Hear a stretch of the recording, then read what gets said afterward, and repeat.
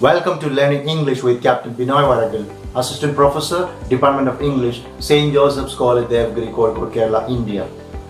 We are learning about the description and classification of vowel sounds, and we know that the 20 vowels of received pronunciation English are further divided into 12 pure vowels and 8 diphthongs. Previous lecture we studied about the 8 diphthongs, and we know that diphthongs are vowel glides. In this lecture we are learning more about the diphthongs, and we are going of course to classify the 8 diphthongs. And while classifying or learning about the 8 diphthongs, we understand that based on the tongue movement, based on the glide or the jumping of the tongue, we can classify the diphthongs into 2. We classify them as it is written on the board like closing diphthongs and centering diphthongs, right? So this is the further classification of the diphthongs. The 8 diphthongs, right, are classified into 2 on the criteria or the way the tongue is just gliding or jumping. Alright, and we say that we have 5 closing diphthongs and 3 centering diphthongs. This is in fact the most important idea we have to understand. And we know that the 5 closing diphthongs, they are known as closing diphthongs because the movement of the tongue is towards the closed position or the position of the roof of the mouth. Okay, so we have the cardinal vowel chart. We have the cardinal vowel chart, and the cardinal vowel chart we have of course the front of the tongue. Alright, the front of the tongue, the back of the tongue, of course the open position.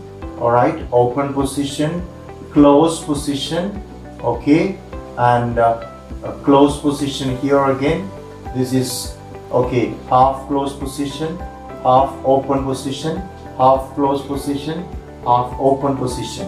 And we say that the closing diphthongs, there are 5 closing diphthongs, and the closing diphthongs are diphthongs in the position in the articulation of which the tongue is gliding upward. Okay, look at the sounds. We have of course the sound A, it's a diphthong, A, and the next is of course Oi.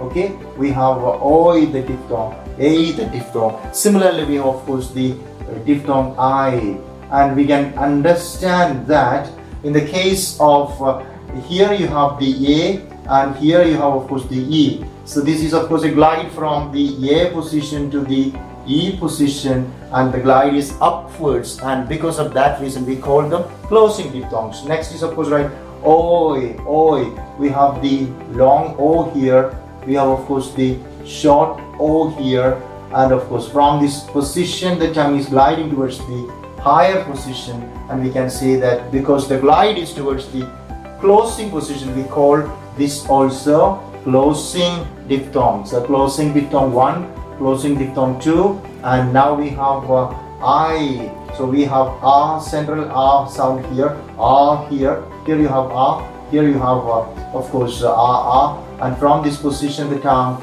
is gliding towards the E position, and we have I. Similarly, we have of course the 2 more, that is of course O, and next is of course Ow. Alright, so we have O and Ow, and that is of course 4 and 5. And in the case of O, we have the sound in the center, and we have of course the U sound here and U sound here. So from here, from O, the tongue is just gliding towards a high position, closed position.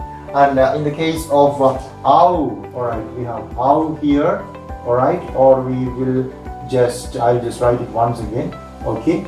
So we have the sound Ow, and in the case of Ow, alright, this is the symbol Ow, okay. So Ow, the tongue is just gliding from A position to U position, and because of that we can say that we have closing diphthongs, right? Closing diphthongs, right? And we understand that we have A, oi, I, o, and ow.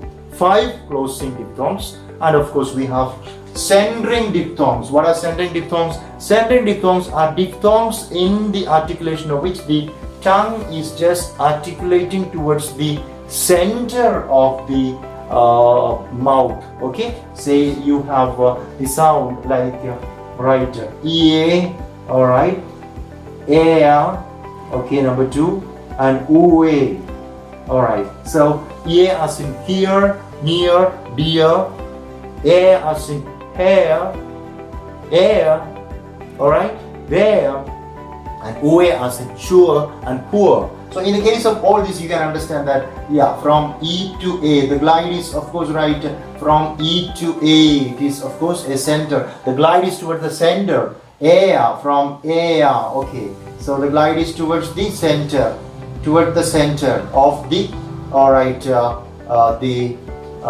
mouth. Okay, because of that reason, we say that it is of course centering diphthong, right? Ue again, yeah, from U to of course A position. So now we have very clearly understood the classification in the diphthongs. The diphthongs are classified into 2 groups: centering diphthongs and of course closing diphthongs. Closing diphthongs are 5 in number. Centering diphthongs are 3 in number. Closing diphthongs are diphthongs in the articulation of which the tongue is moving from one position to of course the close position, closing. Hence we call them closing diphthongs. And there are 5 closing diphthongs: a, oi, I, o, ow. Alright, 5 closing diphthongs and 3 centering diphthongs. Centering diphthongs are diphthongs in the articulation of which from one position the tongue is gliding towards the center of the tongue, and we say we have 3 centering diphthongs like ea, yeah, ea, air, and ue, all right, ea, all right, air, and ue, and we say they are centering diphthongs, right? We know that the diphthongs are 2 types. That is of course closing diphthongs and centering diphthongs. Okay, so the closing diphthongs are also known as the rising diphthongs. This is another important point you have to remember. Closing diphthongs are known as rising diphthongs. Why? Because the glide is towards a higher position, and we say a, oi, I, air, or rather ue and ow. Okay, because the glide is towards a high position or a higher position, we call these closing diphthongs rising diphthongs. Okay, and number 2 is of course what is known as the centering diphthongs. Centering diphthongs, there are 3, and these centering diphthongs are known as of course falling diphthongs. Falling diphthongs because the glide is towards the center position or towards a lower position, and hence we just call the second category of the diphthongs falling diphthong. So we have learned everything about the diphthongs.